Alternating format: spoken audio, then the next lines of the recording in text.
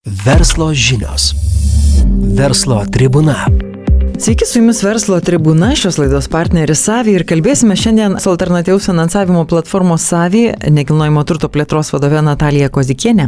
Sveiki, Natalija. Sveiki, Vilija.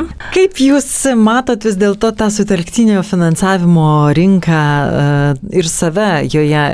Save mes matom kaip brandų rinkos dalyvį, jungia nekilnojamo turto paskolą prie jau esamų 3 paskolų, mes tampam tokia plačiausiai išdiversifikuota, pas mus yra integruotas modelis. Jis patogus tuo, kad vienoj platformai galima išdiversifikuoti, naudotis viena sistema, kadangi mūsų kredito rizikos vadovas yra dirbęs banke ir IT skyriaus vadovas ir Savi vadovas, 20 metus valdęs net 2 stambiausius bankus, tai kompleksiškumas mūsų sistemos yra labai sudėtingas sukurti, bet labai orientuotas į investuotojų ir labai patogus investuotojui. Būdami tokia išdiversifikuota platforma, man atrodo, mes esame šiai dienai patogiausi ir mes siūlome sprendimus skirtingoms gyvenimo situacijoms. Galima diversifikuoti ir per terminą, ir per produktą, ir per projektą.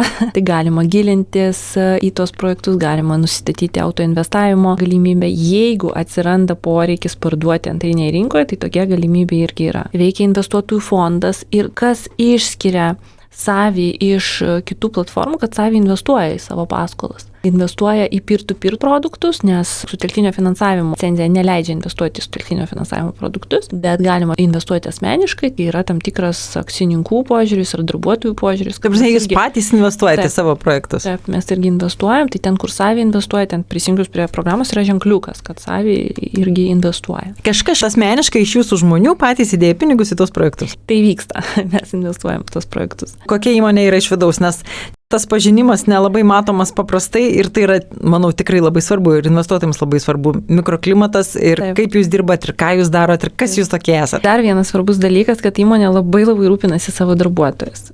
Skiria laiką, resursus, bendram laisvalaikiu, yra daug visokiausių žygių, švenčių. Darbuotojai laisvai kalba apie savo jausmus, apie liūdesius, džiaugsmus ir gaunasi tokia aukšta emocinio intelekto kultūra viduje. O juk visi žinome, kad kaip darome mažus dalykus, taip darome ir didelius. Tai jeigu darbuotojais rūpinėsi kaip šeima, taip pat elgiesi ir su verslo partneriais, ir su investuotojais. Aš manau, kad čia irgi yra tam tikra stiprybė, kuri glūdi įmonės DNR.